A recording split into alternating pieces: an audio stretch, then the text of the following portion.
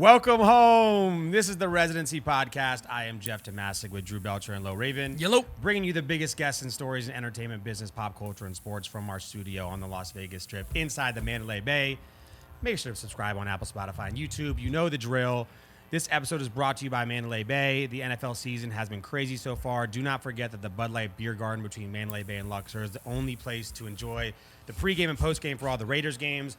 Tons of incredible food, music, and big guest experiences are waiting for you there every single week. Hopefully, we get a home playoff game. Come on, playoffs. Let's Raiders go. to the playoffs. Raiders Bengals this Neither of you weekend. assholes are Raider fans, What'd though. you say? No. We adopted it. Yeah. You can't be a Raiders fan since what, last week? I'm the biggest Raider fan. Okay, Come on. there you go. Oh, Jesus. Cali Bash returns to T-Mobile Arena on January 29th to bring you the biggest names in Latin music, including Farruko, Don Omar, Maluma, and more. Latin Jeff is back. Latin Jeff's that's making hot. an Is appearance. back. Yeah, I'm there we coming go. out. That sounds fun. It's good. And February 5th, Michelob Ultra Arena at Mandalay Bay will be hosting the highly anticipated Thurman versus Barrios boxing match. Get ready for a massive fight. Come see us at our studio in the Mandalay Bay Sportsbook anytime. We love you guys. We appreciate it. Let's get this going. Look, today we're going to give you the real truth on what it's like to interview some of the biggest names in the world. We have fellow podcaster, 4-time Emmy winner, proud owner of 3 names, CHRIS Van Vliet. Welcome, What's man. going on, man?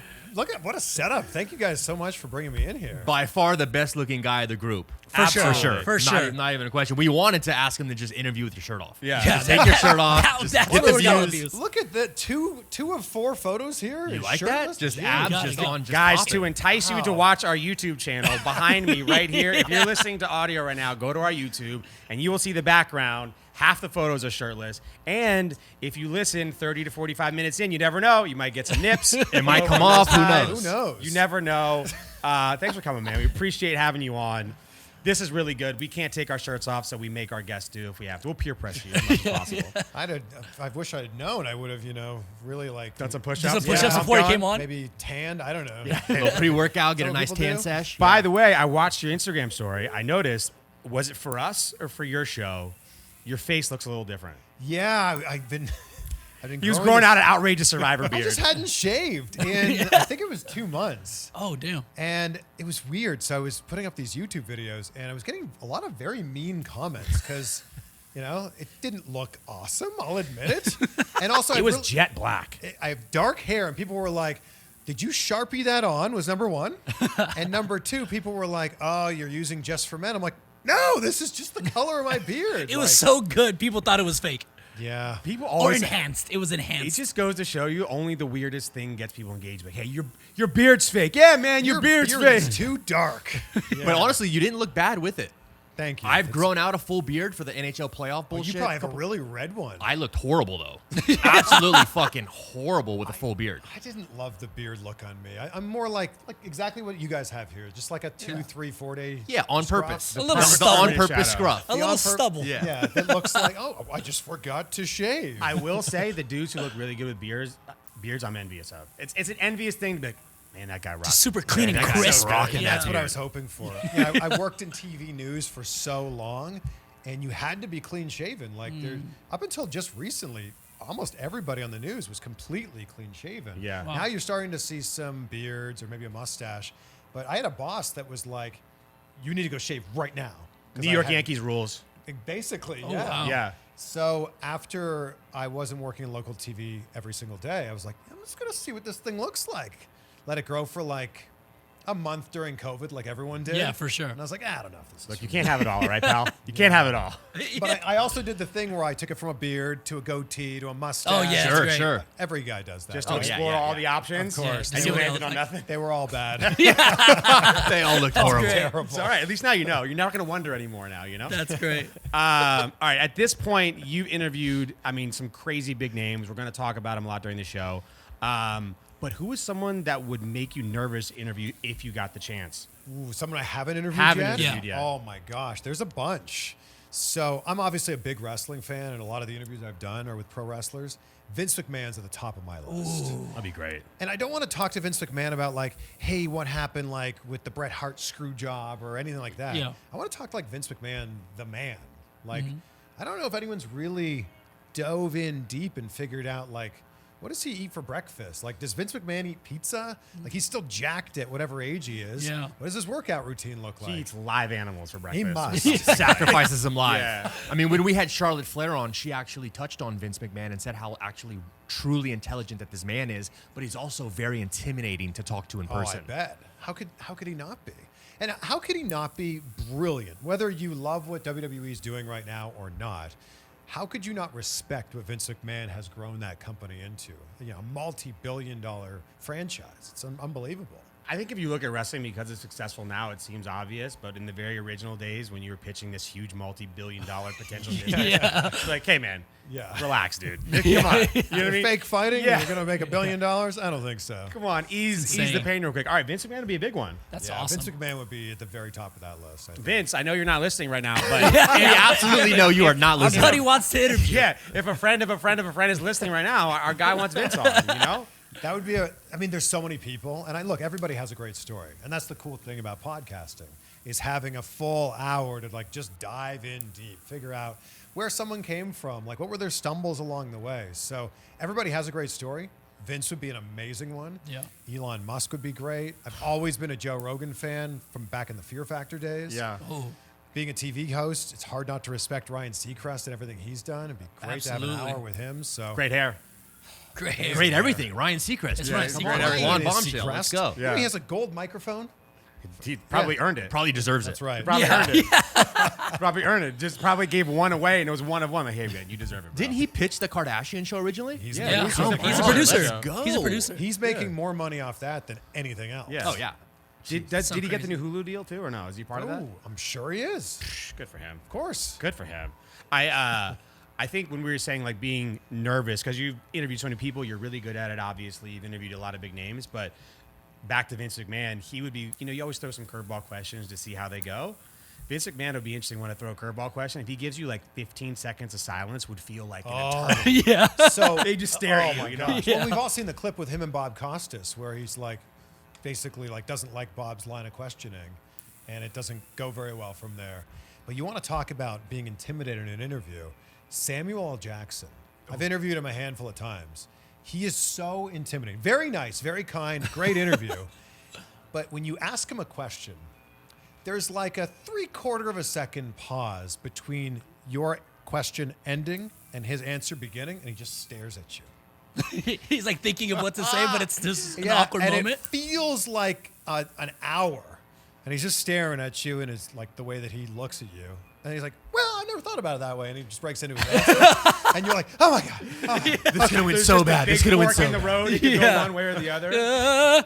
And like the question might not like something simple, but he's just staring at you, like staring a hole through you, and you're like, "Oh, this is terrible." So that's a very, very intimidating man to talk to. That's awesome. All right, Samuel L. Jackson would be. I mean, incredible. that's high on my list. Big Kahuna Burger, yeah. Big Avenger guy over here. I want all the Avengers on, Oh, if that's that'd be great. possible. Sure, Right? at the same time. I don't know if the studio's big enough. There's This like one 50 of definitely them is now. not. That's fine. So I'll do. many I'll do Avengers. some renovations. But speaking of that, actually, do you think interviewing people and hosting in general and media in general is getting harder over time because more and more people are sharing so much of themselves already on social media, where it's harder to get some really good information and questions out of people? Yeah, that's such a great point. I think that people are now controlling their own narrative, which wasn't the case. Right. You know, I broke into television in 2005, and if you wanted to get your message out, it was on TV or on radio or in a magazine. Now there's a lot of people that don't even do interviews because they can just put it out on their own platforms. Yep. So yeah, definitely. I think it's definitely difficult to get the unique stories that they've never told before. But I think that that's the benefit of having a podcast. Right. You know, a lot of the interviews that I did, especially coming up in TV, they were 4-minute interviews, the junket style interviews. They call them. Yeah. So you've got 4 minutes. That celebrity sits in a hotel room all day, the whole day, and then a different journalist every cycle. 4 minutes just cycles in. Oh shit. To get something new out of them in that situation is so Sounds difficult. impossible. I would swing for the fences every single time. Right, you have to. You'd have to. My whole idea with those interviews was I'll swing for the fences, and if it works, home run. Great. Everybody sees it. Great moment that we put on TV and YouTube. If it doesn't work, the only people that know about it are the people in this room. Right, The there you makeup go. artist, the camera guy, that's okay. Yeah. And they just, it lives on the cutting room floor then. Damn, I never even, because look, we've only done the podcast route. We've never interviewed people in any other format. Do you prefer that format, or do you prefer the podcast format where it's Podcast is it's a real conversation. Right. Right. You get to dive in, spend an hour with someone, by the way, with no phone in front of you. Like, this doesn't really exist in our everyday life anymore. That's very true. You know, that's very true. even when you're out to dinner with your friends, you're probably still going to look at your phone when Absolutely. it buzzes, right? Yep. Someone always asked me in the very beginning when we started the show, because the barrier to entry of podcasting is like zero. You plug a microphone in, you can put a podcast. Yeah, You're good. Yeah. It's Upload like, it. Right. It's like influencer. Get through 50 episodes and then tell me that you podcast. Right. Yep. You know. I always say the best thing about podcasting is anyone can do it. The worst thing about podcasting Anyone can do is anyone can do it. Yeah. For sure. But if you applied this system in your everyday life without microphones and just said, hey, I need to talk to someone that I don't normally speak to for 1 hour once a week, just imagine how much smarter you'd be, or stories you'd hear in 1 year, right? Just take them out. Say if you took one person out to lunch for 1 hour every single week for a whole year, that system, just mentality, can better you in a lot of different ways. We just happen to throw microphones in front of our face and spend a lot more time on it. You know what I mean? Yeah. I remember when podcasts were just starting to become a thing, like 2010, 11, 12. And people would be like, oh, you've got to listen to this podcast. And I'm like, yeah, I'm not really a podcast person. Yeah. I would just listen to the same album or the same Spotify playlist on my commute to work. Yep. And then I realized, and at this point, I was driving 45 minutes to work, 45 minutes back from work. So an hour and a half every single day, 7.5 hours a week. I'm like, I should probably be learning something. And that was when things really shifted for me. I'm going to start listening to podcasts so I can eavesdrop on conversations, but also learn a little bit along the way. Way better than listening to, I don't know, Blink-182 for the 716th time. I like what you just said right there, right? Like the idea of you're eavesdropping on somebody else's conversation is much That's different. exactly what it is. Joe Yeah. Rogan and Elon Musk are going to have a 3-hour-long conversation. I guarantee you, if they were sitting next to you at Starbucks, you wouldn't leave. Yeah, 100%. You'd be I like, love you that. know, That's fair. That's a great way to leaning look your at ear it. into it. And that's exactly what podcasting is. You know, nobody's going to have the chance to probably meet any of those people, but in a podcast setting, you can at least eavesdrop in on that conversation. I love that. Yeah, it's incredible. good. And now the options that you have are so crazy. Oh, there's so many. It is really interesting. It's funny, as some people, you would think as media grows and grows, the majority of people aren't even restrictive. They like to tell their stories in certain ways and give people the freedom to. Even all of our guests here, to be honest with you, I think maybe one guest has ever asked us for questions in advance. Yeah. Yeah, that's a pretty rare thing. Every Yeah, just guest. one. Yeah. Yeah. We've literally Just only had one. One guest who ever asked us to send them questions in advance, and then they came back and none of which were edited, and everyone else just has the trust Yeah. that you're going to deliver insightful, fun questions or whatever the concept is of your show. Yeah. That to me is actually pretty interesting, where someone who has their brand on the line technically in every interview, not that this is live or anything, but Yeah. it's just like, okay, cool, yeah, hit me with it.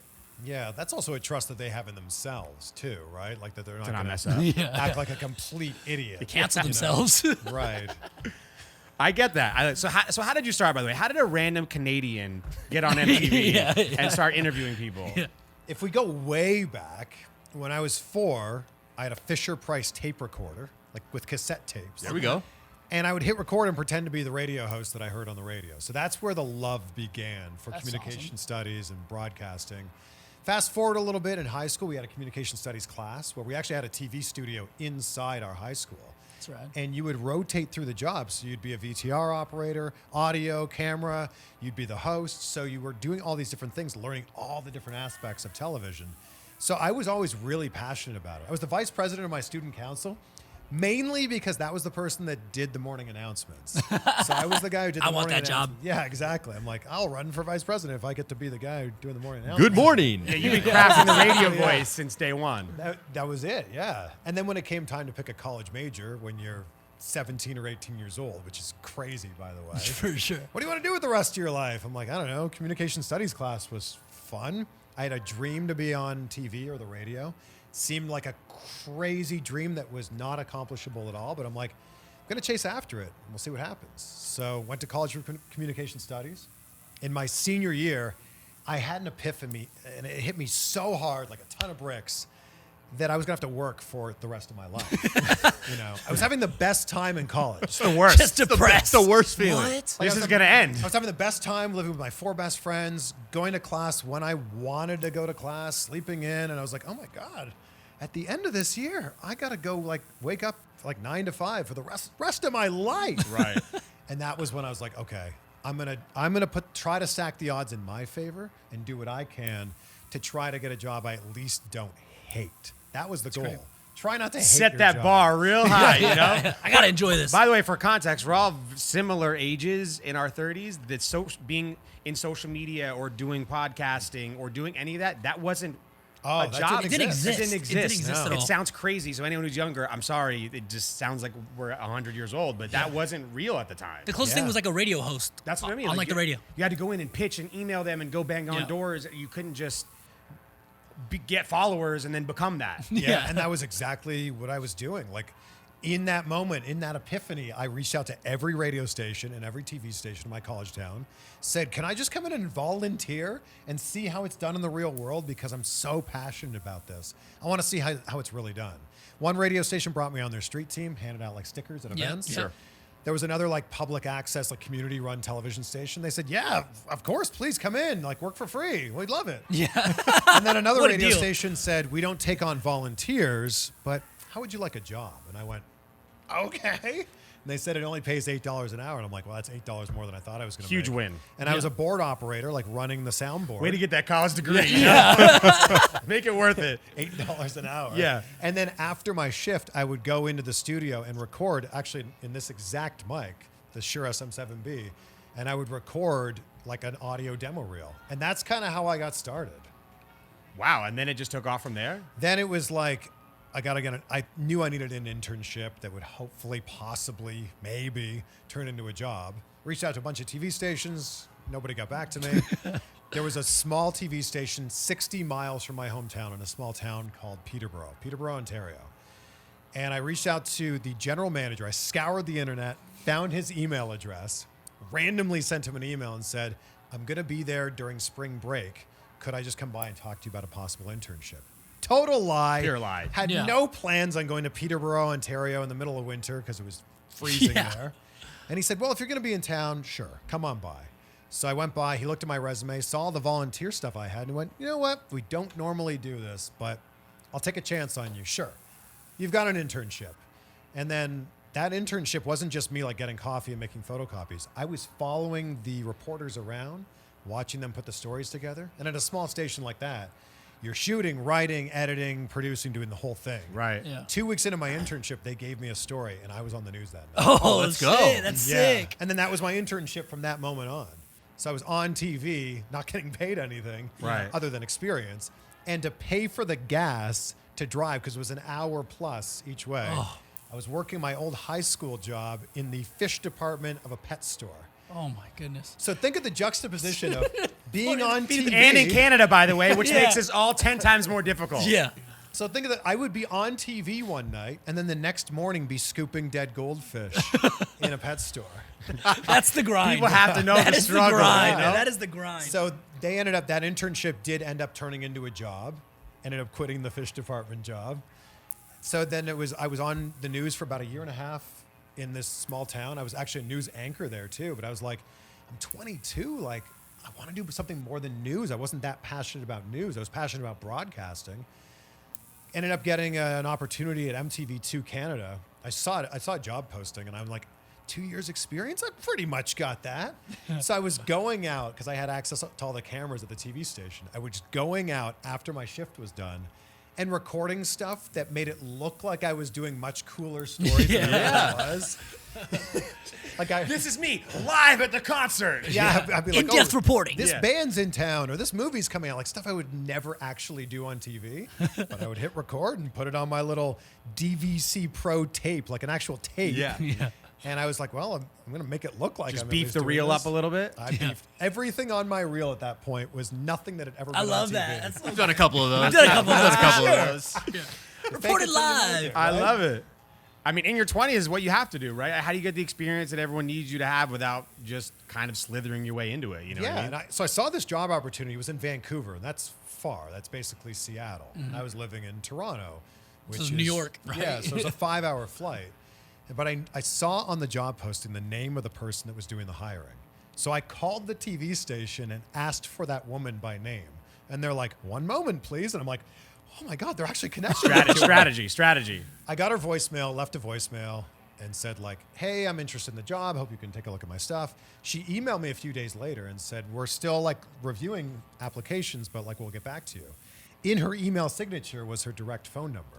Yes. And I'm like, "Oh, I will be calling you in a few days, Catherine Peterson." Sure enough, Mistakes were made. Yeah. A few days later, I called her. She picked up, and I said, "Hey, it just so happens that I'm going to be in Vancouver next Thursday." Again, total lie. Yeah. She's like, "Well, if you're going to be here, yeah, of course, please come by. We'd love to talk to you about it." And that was basically how I lied my way into 2 TV jobs. That's incredible. Yeah. I mean, like, it sounds what everyone had to do in that earlier time, right? Absolutely. You I got can't my get- job off of MySpace. I found this thing. Find a MySpace. name, found out where they worked, where it was gonna be. Yeah. Hit them up directly. Like, yo, I'm gonna be on State Street at like 8:00 tomorrow. Any chance to be around? Yeah. And then I was like, oh shit, they're gonna be around. And then you get there at that I time. love that. It's awesome. I ended up getting this job, and it went from me doing like local news stories to me interviewing celebrities like musicians and comedians and actors and directors. My first day of work there was following the rapper Chingy around for a day. Right Remember there. Chingy? I Right- remember right Chingy. there. Right there. Right there. It was he was promoting his Chingy. second album. First big break. Chingy, baby. I'd love to interview him again. Put that on the top of my list now. That would be Oh, sick. full Full circle. circle. I would love another interview with Chingy because Yeah. that interview I did with him was awful, I'm sure. I had him for the full day. Like we went to the airport and met him when he flew into Vancouver, to like a radio station, to a autograph signing, to like all these different things. And I just remember how tired he was because it was like Vancouver today, probably LA tomorrow, and Right. Yeah. so on and so on. I just remember how tired he was. And Press tour. I'm in his face with a camera because I was also shooting my own stuff at the time. I'm in his face with a camera the whole time, and he's just like, "Yeah, it's a grind, man. It's a grind." Like his eyes half open. I mean, was that when you got those opportunities? Though, was it like, oh my God, all right, cool, I've officially arrived? I just remember like being assigned the Chingy thing. Yeah. I think even before I had started, I think my boss called me up and was like, "Hey, like we're really excited to have you out here. Like, I hope you drive safe." It's a 47-hour drive, by the way. Oh my Oh my god. In my So you were- 1995 Toyota Corolla. So that was a big move. You were moving your whole my entire out life. there. Yep. In got it. a car. But I remember she's like, "I think we're gonna set up this thing with Chingy," and I was just like, "Okay, like sounds good." Like it just felt like a normal day of work for me. Yeah. That's I don't awesome. know. It just felt like it was the next right possible move for me. I wasn't like, "Oh my God, what am I gonna talk to him about?" I was just like, "Okay, yeah, I'll make it work." Don't say right there. Don't say right there. How do you? Yeah, right. Where are we going? Right there. Oh, damn it. Oh, damn it. Shit. By the way, I'm really interested to know where Chingy is right now. Like, Yeah. what is Chingy doing right now? That'd be great great. That's a question. good question. Or his real name? Remember that? Oh no. No, not at all. I call him I Chingy. think it's Chris. Mr. Chingy. Let's look. I think his name's Chris. Chingy real name is gonna have like the most basic names. Chris Brandon. Jones. Brandon. Yeah. Just Just all- like Oh, it Steve. wasn't even close. Not even close. Howard Earl Bailey Howard Jr. Earl Bailey. Howard. Howard. Earl Bailey the second. Chingy. I bet you he has new music. I bet if we look at his discography, Chingy's putting out. What's new? he put out an album this year. Hate It or Love It 2. 2022. It's been 11 days. It's been 12 days. Oh wow, we just But dropped. We We could probably get him on the podcast. We got Chingy Yeah, on next probably week, needs to- everybody. This would be the It's the perfect greatest segue. clip into a clip. You know. Yeah. Oh my god. I love that. What is your, because we're really interested because we have our process, whatever. What is your preparation process for interviewing people in general, right? Because Yeah. we've seen like the celebrity, athlete, whatever it may be, they're all, for the majority, are super down to earth, really open to having questions, down to do interviews, really easy to talk to. Yeah. So it's never been really intimidating during the process, but like you said, you want to generate enough good questions so you can bring the best out of them. Do you have Yeah. a process to do, or? I usually want to listen to at least one podcast they've been on just to get a feel for the flow of the conversation and like what do they really lean into? Everybody has like a go-to story For too. sure. What's their go-to story? And if they've told it 1,000 times, what's a new spin on that go-to story? One of the really big things I do is I'll start to type their name into YouTube and then see what the autofill says. So I'm like, oh, those are some of the topics that people are really interested in. So if you're interviewing, like Charlotte Flair would be a great example. There's 1,000 things you could talk to her about as a wrestling fan. But what are like the top 3 things that people are searching right now? Oh, nobody's actually asked her about that? That's how my YouTube channel really started going viral at first. Yeah. I would ask people about things that they'd never been asked about, or in a way that they'd never been asked in. I think that that's a big thing. Like Tony Robbins always says, the quality of your life is the quality of the questions you ask. And I think in an interview, that's a really big thing. You can ask the same thing 2 different ways and get 2 very different answers. So like early on, I was interviewing Benedict Cumberbatch. Oh, And Okay. so I was interviewing Benedict Cumberbatch, and there was a meme at the time where he looked like an otter. And you can look this up. It's ridiculous. There's a meme where he looked like an otter, but no one had asked him about it. So I went and I printed it out, and I said, has anybody ever showed you this? And he like started making all the faces, and I was like, this is gold. Yeah, right? So it was like finding those little moments, and also going back to what I said earlier, like swinging for the fences too. Like I had an interview with Gerard Butler, and I was like, man, he's in a lot of great action films. It would be such a cool moment if I could ask him to give me a movie punch on camera. So I teed it up, and he's like, right now? Okay. It's like, sit up a little bit. Okay, here you go. And I'm going to go this way, and your head's going to go that way. And we did it. And I was like, I can't believe this. This is so cool. That's so rad. That's so sick. That's so Did cool. it work? Did it look really good on camera, by the way? I think it looks pretty. I'll show you Wow. after. We're gonna pull up the clips. Yeah, don't yeah, worry. yeah, Don't that's worry. We're gonna impressive. insert the clip. It'll be in there for I sure. added a sound effect, too. Yeah, yeah, seriously. Is that the next move for you? Have you ever wanted to get into acting? I've thought about it. I've been in a few films playing a news reporter. So not really acting It fits. at all. But I've been in some movies that you could actually like see. I was in a movie called Criminal Activities with John Travolta. I'm in a movie called The Bronze with Sebastian Stan. I spent a few days on the set of a movie called Love Finds You in Sugar Creek. I had like 2 lines in that movie. 2 lines? Oh, yeah. I'm in the background of The Love Guru with Mike Myers. Oh, Let's Love go. Guru's I'm good. in the trailer for that. There you go. I spent like 10 days. Sounds on like you're set of already that. there. And then I'm in Chloe. I'm in the background of the movie Chloe with Liam Neeson and Amanda Seyfried. But like, yeah, I don't know. I'm very interested in it. Yeah. But I just love the idea of hosting. But I have thought a lot about this. Who's getting most of the TV hosting jobs right now? It's actors, right? Yeah, yeah. Or it's like actors or Just celebrities. segue into it. Right? What if I were to do the reverse? What if I were to go from hosting into acting and start taking their jobs away Absolutely. from Big time movie them? Taking star. our jobs. Yeah, Make it happen, 100%. man. Yeah, I should. I mean, I feel like now, like, have you ever decided to just put out your own? I mean, look, you obviously have a great job. The show is doing amazing. You ever decided to put out your own content outside of the podcast? Like on the YouTube Yeah, channel? yeah. Or make it my own film? Yeah, or like what? on YouTube channels. Yeah, I've thought about it. Yeah. Yeah.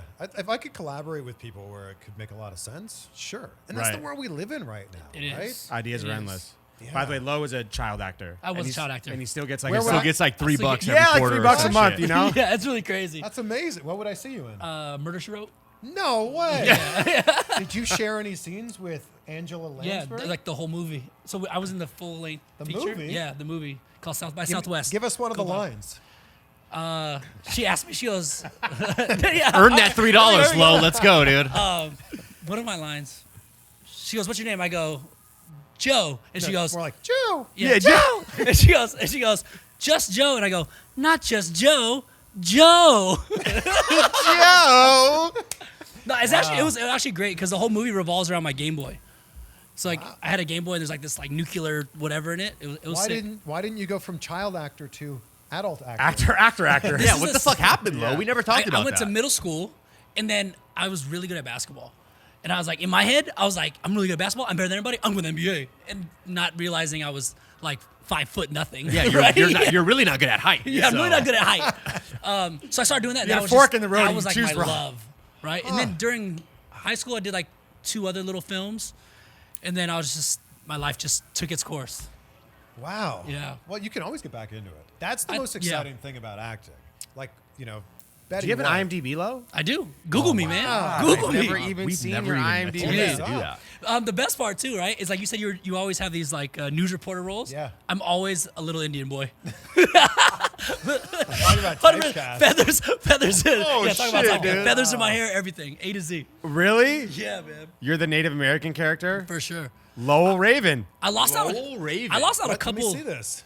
We got no photos here. No photo. But, wait, I spent 6 months I in have an Germany. IMDb. I spent 6 months in Germany. were you the filming. Young Artist Award nominee in I was. 1999? Yeah, you know what I lost to? I lost to what's his name? Macaulay Some Culkin. super- No. You could probably click on there and find out. who Lowell- it was, That's too. all my movies.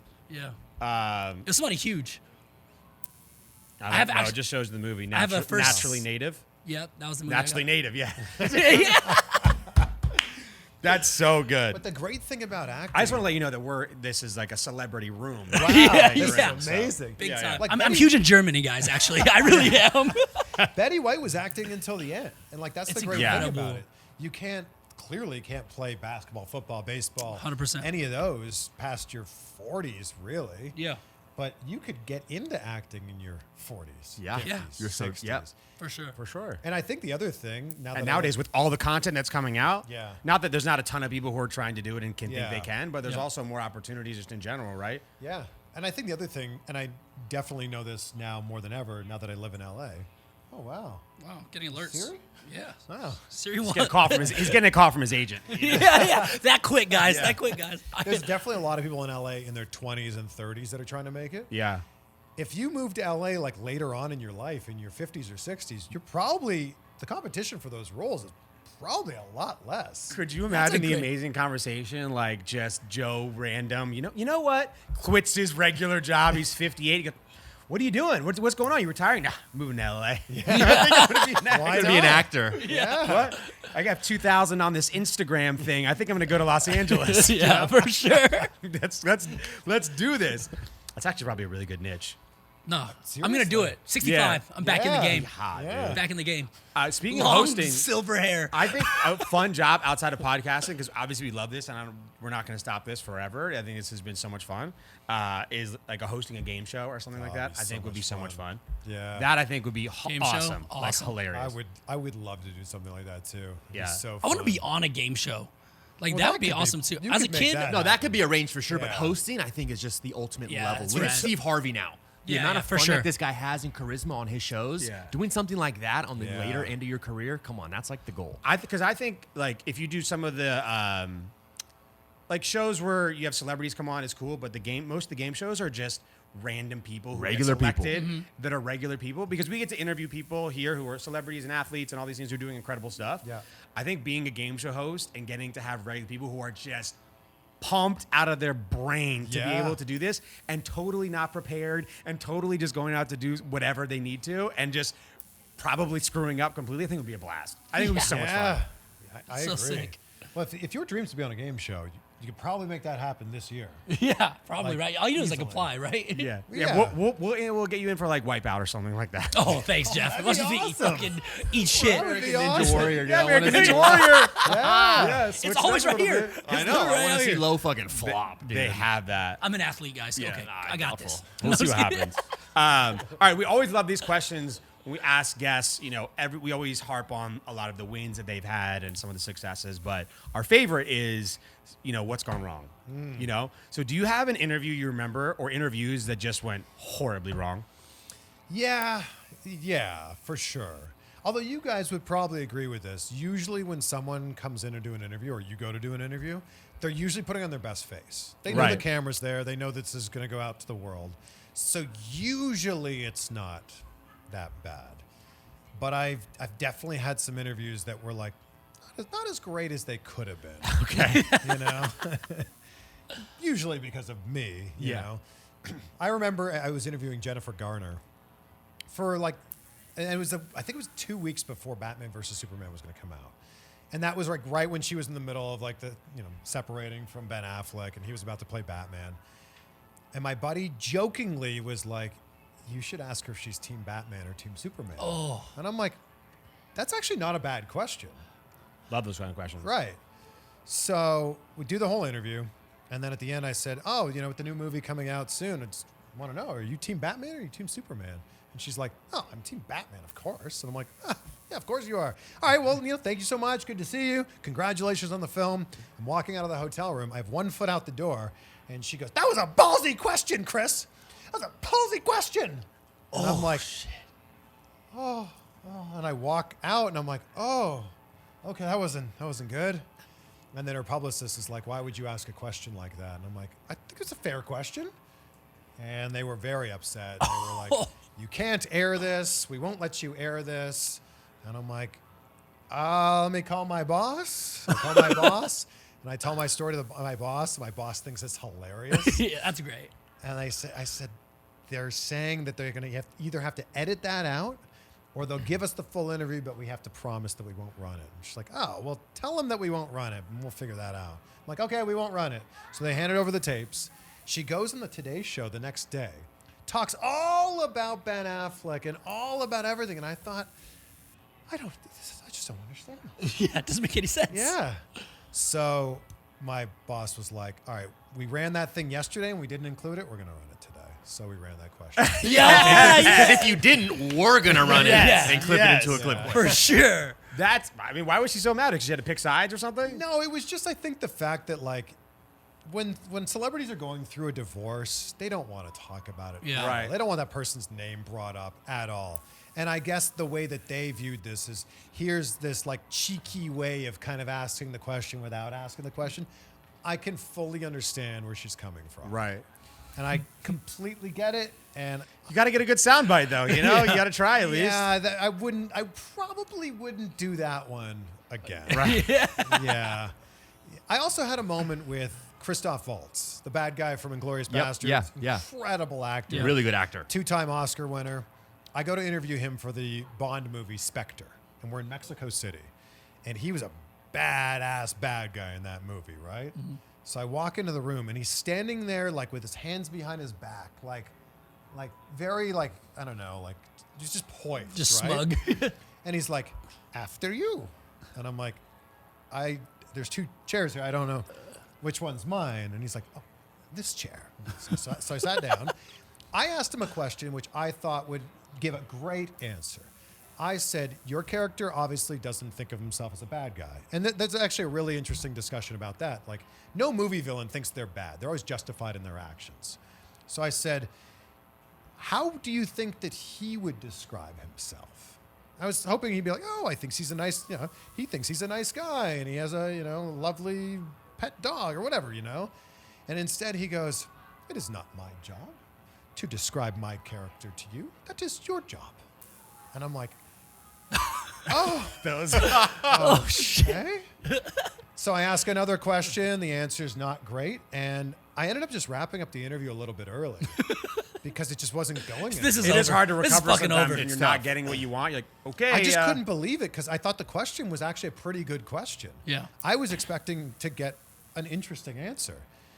Then I ended up interviewing him like 2 years later for the movie Alita Battle Angel. And we were actually in New Zealand when we did this interview. And I'm like, oh, man. The whole flight over there, I'm like, Dreading it. Just dreading it. I got it. I mean, This it's going to be guy. so cool. I'm going to New Zealand. They were showing us like the amazing, like all the behind the scenes of how they made this film. We went to Weta where they do all the special effects. But the whole flight, I'm like, I got to interview Christoph Waltz. Like, this is going to be, oh, man. Painful. Yeah, it's going to be tough. And I go in, and his character in that movie is like a loving, like fatherly character. I walk in, and he's like, oh, it is so nice to see you. How are you? How was your flight? It was like a completely different person. And it's almost like he's so good of an actor that he's like playing the character still. And it was a wonderful time with Christoph Waltz. And then we went to a dinner that night, and some of the cast of the movie was there, and Christoph was banging on his glass and did a toast for everybody. I'm like, this is unbelievable. So it ended up becoming it was full circle. It went from being one of the most uncomfortable interviews I'd ever done to one of the greatest ones. That's incredible. That's crazy. I mean, I feel like you got to catch people in the right moment on the right day, but I mean, maybe he's just so method actor Into where his he's just, role, like- yeah. It was amazing how kind he was. Imagine being a villain just in your head for that long a period of time. Yeah. Actually, really, all right, I'm gonna study for this, but I'm just gonna be this guy for It's 9 crazy. months. Yeah, I can't imagine it. I'm down for the paycheck Yeah. if they want me to be here. Make me the bad guy. I think one of the biggest transitions, one of the questions that we get all the time, you have an amazing show called Insight with Chris Van Vliet. And when you're doing all these large interviews, you're a part of the larger programs, the networks. What made you think that anyone would watch or listen to you on your own? Yeah. You know, and do your Yeah. own show.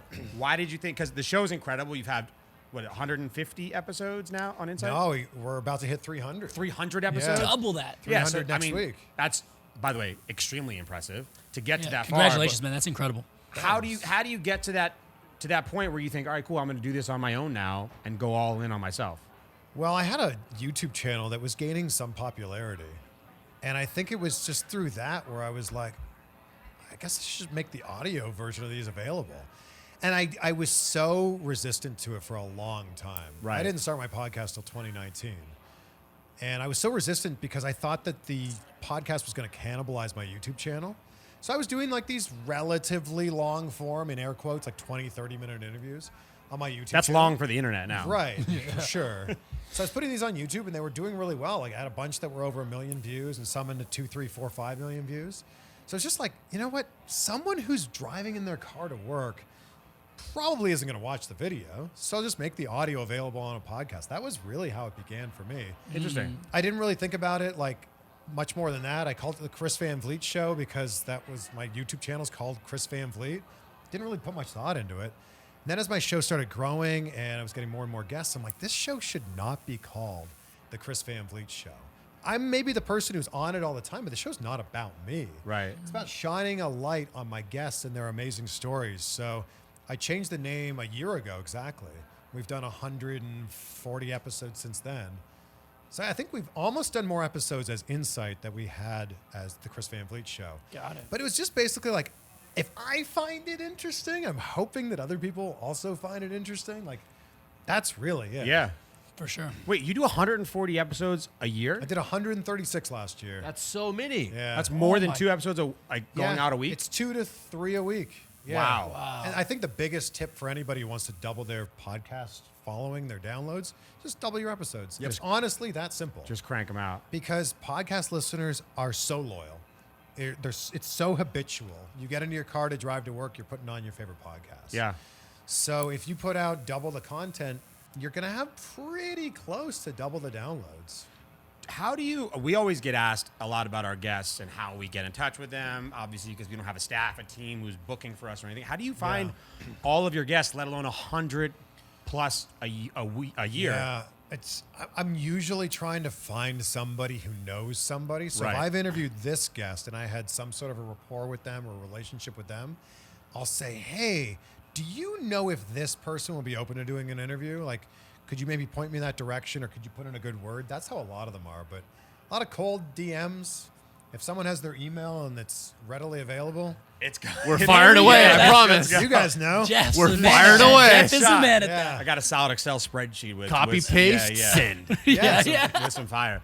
That's cool though. So you pretty much do all the reaching out yourself and book all of the guests, yeah? Most of it, when I come to Vegas and we record it at the Wynn, they're lining up some of the guests there. Okay. But yeah, I'd say it's still mostly me where I'm lining them up. You guys are probably getting a lot of pitches too, Yeah. which, I mean, a lot of the pitches aren't great. Right. But it's the same thing vice versa, right? People Yeah. want to come on. I think when you get to that level where you're getting pitched amazing people that you want to have on your podcast, you've reached a type of a level where Yeah. that's the peak performance. Yeah. Where if people are reaching out to you that you would actually really, truly love Yeah. and sought after yourself to get on the show, you've reached that level of like, okay, cool. I've had some really Yeah. cool ones where someone's like, this person would be a great guest for your show. And that person's like Freddie Prinze Jr. And I'm like, yeah, of course, for sure. Right. Or like David Arquette's a big wrestling fan. So I DM'd him and he's like, oh, it'd just be easier if you texted me. And I'm like, I'm going to text David Arquette. Like, This is amazing.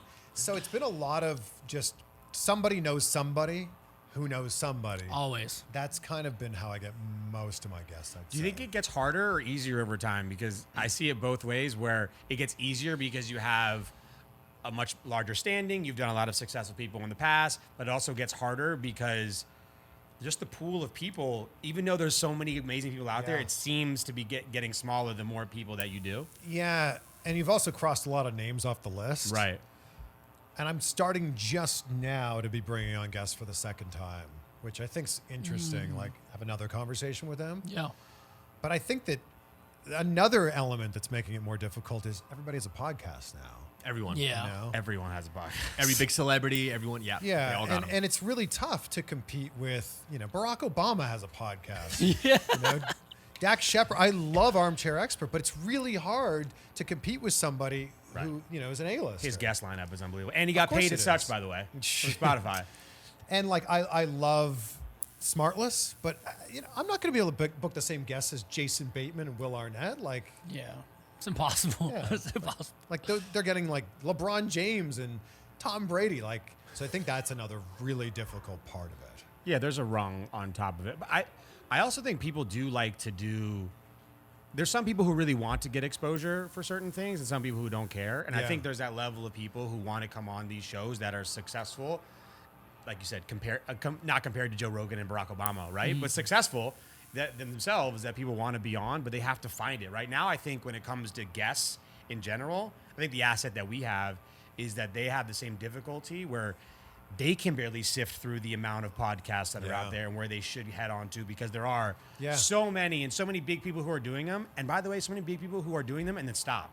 Yeah. Like they just, hey, I'm gonna start a podcast. They do 10 episodes or 15 episodes. Like I'm just, this was hard, or this was more difficult than I thought. I'm gonna pivot and Time-consuming. do something else. Well, I think that there's also a lot of people who have 1 million followers on Instagram and they think, oh, I'm going to have 1 million listeners on my podcast. It's like, No, not the case. Doesn't Doesn't work that way. quite work that way. No. Not the Doesn't work that case. And if you don't love every step of the process, if you don't love booking the guests, researching the guests, doing the interview, producing it, editing it, uploading it, promoting it, if you don't love every single step, you're going to have a really tough time growing your podcast. Yeah. Unless you can outsource that to other people who are better at it. And you want to start paying money unless you get. And that's the thing. And when you're starting out and you're not a celebrity, it's going to be really difficult. yeah. Yeah, For sure. consistency is key, and it's the biggest thing that we found is because we've had tons of friends that started podcasts and they stop after 15, 20 episodes, Yep. and even that's a lot. So for us to be at, what are we, episode 89, 89? yeah. And I had always said that you can never do your 50th without doing your first. Yep. So That's just right. start first, do one every week. We hold each other accountable. We put one out a week, and we're just grinding along. Yeah, and everyone looks... Until you said 140. Until you said 140. 300. Real bitch. And then I was like, well, fuck us, guys. We're screwed. Lazy ass bums. You do one a week. Cool. And you live here? Yeah. God damn. Yeah, right. We're just down the street. So. Everyone looks at like Joe Rogan as like the pinnacle, and you should, right? What he's accomplished is unbelievable. Right. But he's also 1,700 episodes in. That would be like looking at, Usain Bolt in the Olympics and going, well, I want to run fast like that. Well, put in the work and Slow maybe you grind. can start to run faster. But no one was listening to the Joe Rogan Experience on episode 17 or Nope. Yep. episode 89. Yep. Right. But everyone's listening now. And I think that's a really important thing. Yeah. To your point, consistency is Yeah. key. Absolutely. so right. That's a good way to put it. Why have you never had a co-host? Just never wanted to. Yeah. Yeah, I've always gone out and done the interviews myself. So it's just a product of that was how they were being done. I've had a co-host in almost all the TV shows that I've done. Really? Yeah, I was on a show called Deco Drive in Miami. Had a co-host there for many years. Inside Jam in Toronto. I've had lots of co-hosts. MTV2, Lauren Toyota is an amazing co-host. I've had co-hosts in all the TV jobs, but all the interviews I had ever done were just one-on-one. Most of them were also in the field to begin with. Like, you'd go to the venue that, I'm trying to think, Chingy, You'd go to the venue. I've never wanted to talk to Chingy any more than after this episode. Yeah. Like 100%. You would go to the venue as they were doing sound check, and you would interview Chris Caraba from Dashboard Confessional. So it was just very much that one idea of you and the cameraman and the person you're interviewing. Right. And that was just kind of how it came up for me. It was like, those were how I did my interviews. I mean, it makes sense, right? If you're used to that dynamic and comfortable enough to do it, right? We all share a lot of different perspectives on things, and we're at different points in our lives, and it combines ourselves to a different format of how we can interact with guests versus like a one-on-one Yeah. conversation that you're having with Oh, them. yeah. A lot rests on you to make sure that it's entertaining, informative, Yeah. keeping them engaged, not bored. Yeah. Them not looking at the clock and like, all right, man, Chris, this was great. Yeah. Signing off. Your guest signs off for you, and that was the Chris Van Vliet Show. That'd be so sick. Subscribe. Bye. Yeah, right? Yeah. I wouldn't be opposed to it. I think I've thought about the idea of having another podcast that's maybe not interview based, maybe it's opinion based, or maybe it's, I don't know, something completely different. Right. Where I'm doing that with one or multiple co-hosts. So that cool. might be a thing. Yeah. But for now, I'm trying to grow Insight as big as I possibly can. Well, That's awesome. at 3 episodes a day, you know, you A should- week. yeah, 3 episodes a week. Not a day. That's too much. Too much. Question: huge into wrestling, always have been. Yeah. And I listened to an interview of yours, and you said that at one point you kind of wanted to be in that world. Yeah. I mean, look at the guy over here. You know, this is Definitely. just ready for a belt. You know, ready to go. Yeah. What would your wrestling name be? I was a backyard wrestler. Really? Yeah, Let's go. Oh shit! I was a backyard wrestler when I was 16 and 17 in my hometown with like 10 of my best friends. Did you build out like a ring and We shit? didn't have a ring. We Just had, grass. It's just grass. Just grass. We had blue gym mats. Okay. Okay. And That's tables safe. to jump off That's of safe. and ladders to jump off of. I was Chris Sharp. I was sharp talking, Ooh. sharp walking, sharp dressing. Sorry, getting. That's real good. hot It's there. good. Keep it going. I really wanted to be a pro wrestler. As much as I loved broadcasting, I also loved wrestling that Right. much. So when I went to college and I was studying communication studies, I was also like, all right, when I get the money, I'm going to buy a car. And I'm going to drive to wrestling school. Wrestling school was in Toronto, it's about an hour away. And I started doing it. I was actually training. I was training to be a pro wrestler. I did it for a few months in the summer one year. And then I went back to school, back to Waterloo, where my college town was. And I was like, ooh, what am I going to do? Like, am I going to focus on school? Or am I going to focus on wrestling school? Because I firmly believe in that quote that the man who chases 2 rabbits catches none. And I didn't want to try to, put my all into wrestling school and also try to like graduate over here. I wanted to put my all into something. Right. So I put my focus into the communication studies degree and just kind of knew that wrestling would always be there. And now I'm so fortunate that I get to dip my toe in every once in a while with interviews or as a guest ring announcer or something like that, take a bump every now and then. I've done The Rock's finisher in a ring before, the rock bottom. The Really? rock bottom. Yeah, I that's did, right. I did a little storyline. That's right. Little storyline. By the way, when I was a kid, The Rock was my guy. Yeah. That was the number one, yeah. Number one. coolest Rock dude on the versus Stone planet. Cold. Yeah. Why'd you like The Rock? At the It doesn't matter why Yeah. you like The Rock. Yes. It doesn't matter. I love exactly that. right. Right there. Got I him. was like, oh wow, he's Right genuinely there. concerned on why. I was like, well, I'm going to talk to 7-year-old So me good. right now, you know? So good. Yeah, that's why. That's why. That's surprise. It was so good. I He was. lives in Vegas, apparently. Stone Cold? Yeah. What? What? Yeah, he's in and out of Vegas a lot. Okay, okay. We Yeah. need Stone Cold. There you go. Well, he's usually on his ranch, right, in Texas. I think it's mostly here Yeah. in L.A.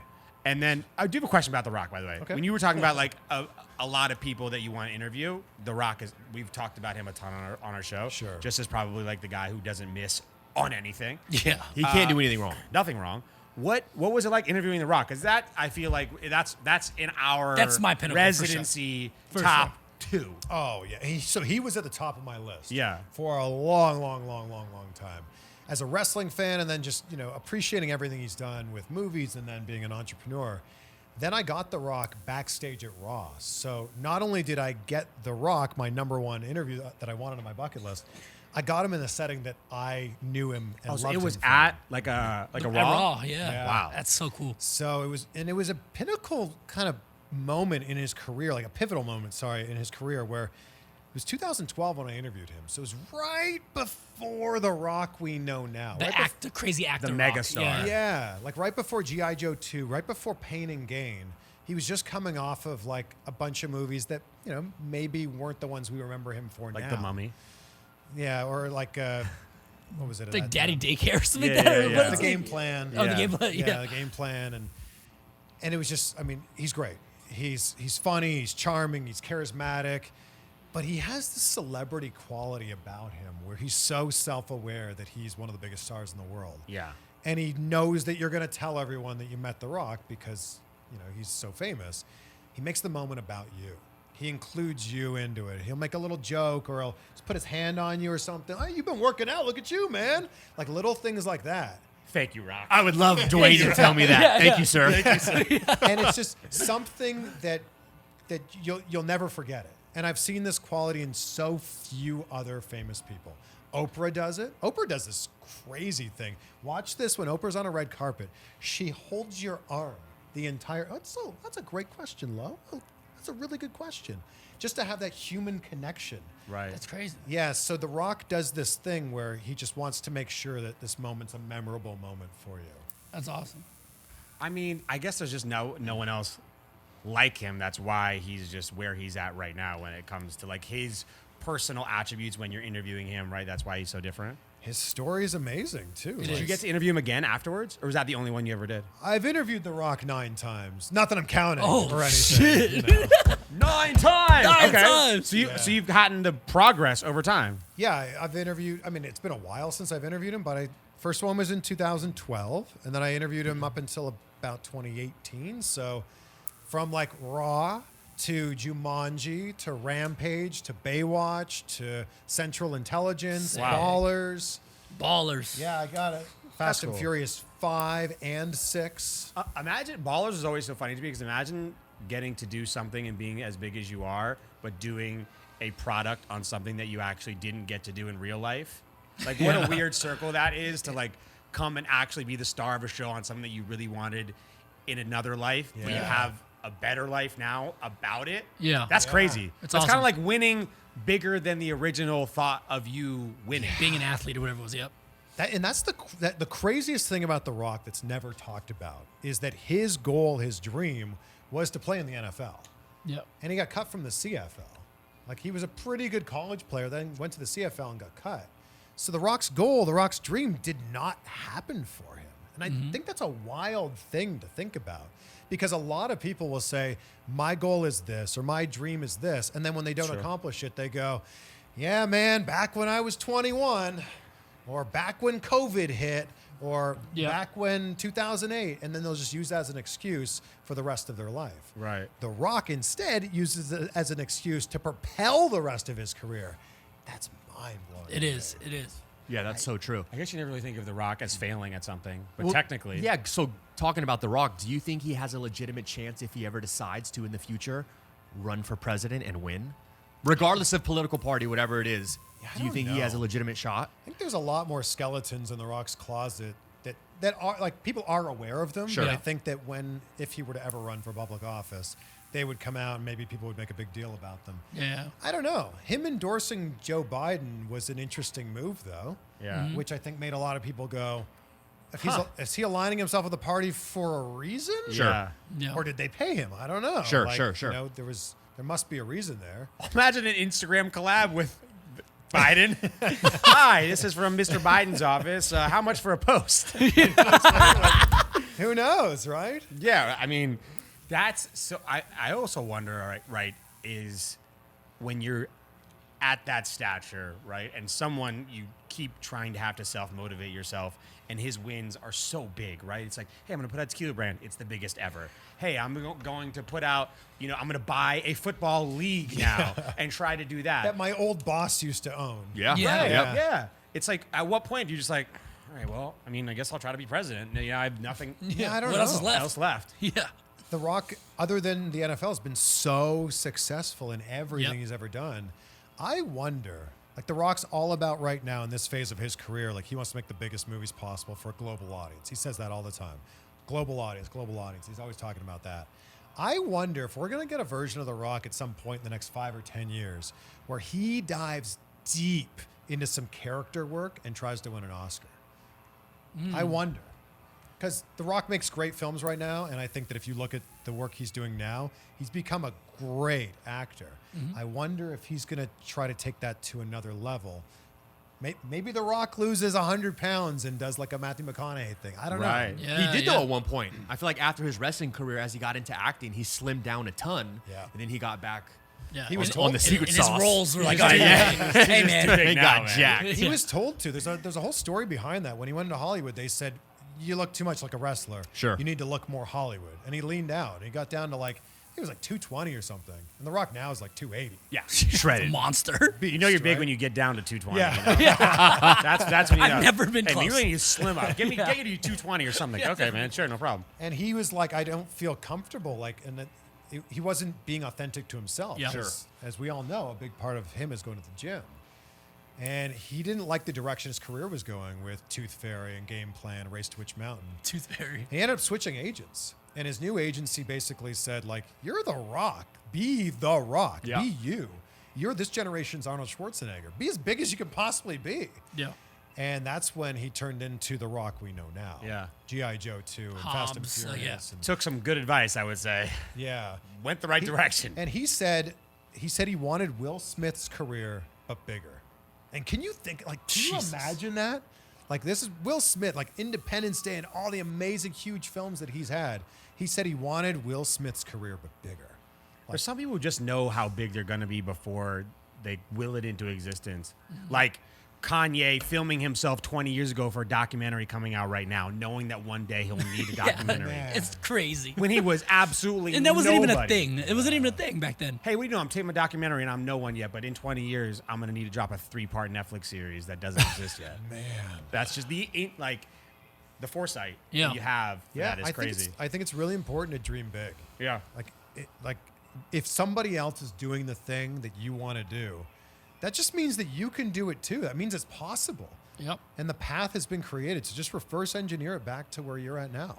New records always being set. Always. Always. One other big shift, you've been in the industry, obviously we talked about pre-social media, TV, now the big shift to social media and all of that entails. Where do you think media, entertainment, interviews, this style of business is going to be in another 5 years? Oh, that's a really interesting question. Less and less people are watching quote unquote traditional television. Right. Absolutely. I remember like 15 years ago, someone saying like, we're going to watch TV on our phones. And I was like, yeah, right. Why would we watch TV on our phones? We've got a 60-inch TV, 70-inch TV, whatever it happens to be. And it's not that we're watching TV on our phones. We're watching content on our phone. So there's definitely going to continue to be a shift that the content is just going to be driven by stuff that's made not on a schedule. It's just stuff that's made, whether it's made for TikTok or YouTube or Instagram or a podcast or whatever. And I think the idea that you need to go to broadcasting school or you need a background in this, that's not going to exist. Right. You don't even need college at this point now anymore. Like, look at the TikTok stars. It's unbelievable what they've done. And my hat's off to them because they're doing something. Look, I could do it, but I don't think I could do it with the popularity that they've done it with. Right. Yeah. So I just think it's going to continue to be more of that. And it's also, there's going to be a really, excuse me, there's going to be a really big gap between the people who understand and the people that don't. For sure. Yep. I think there's already a lot of the people that this has passed them by. And there's probably a lot of people listening to this right now that are going, I'm not going to download TikTok. I already have Instagram and Twitter and Facebook. Why do I need another app? It's like, well, jump on board. Here you are. It's too Yeah. late. Yeah, I think we all talked about it too when we originally downloaded TikTok. We're like, Yep. what the fuck are we doing? Like, these Yeah, those kids are kids just dancing fucking and everything. I was But the once- OG proponent. Once you get past the whole little young kids dancing, the For You page, once it gets categorized to your liking, it's Yeah. amazing. It Yeah. is It's amazing. It's the best app. Yeah. It's honestly, I told Carolyn the other night, my girl, I was like, dude, TikTok shits on Instagram. Yeah. It shits on sucks. it. And I also always see people I know on Instagram. It's like, I don't want to see you anymore. Yeah, no, I like the wanna see random just total creators. Yeah. strangers doing awesome things. Making on a beef TikTok. Wellington. Yeah. I love that TikTok shows you, like, if in your For You page, I would say it's maybe 20% of people you follow, and then 80% of people that are just brand new to you. Yeah. Yeah. Yep. And then TikTok knows, like, did you stay on this video for 1 second or 60 seconds? Ooh, 60 seconds? We'll start to show you We're more going to feed you another one. Yep. Yeah. beef Wellingtons. Wellingtons. You beef Wellington Big guy. Beef Wellington guy. Well, look, man, we really appreciate you coming on the show. Seriously, this is a great episode. Congratulations on all your success. Thank you Absolutely. so much. Guys, make sure you go check out the Insight with Chris Van Insight. Vliet. Amazing podcast. Great dude. Thank you, man, for coming on so much. Guys, thank you for having me. Congratulations on all of your success. Here's to 89 more and then 289 more after that. Love that. Absolutely. Be prepared, guys, at the Residency Pod. We'll see you very soon. 150 next year. 150.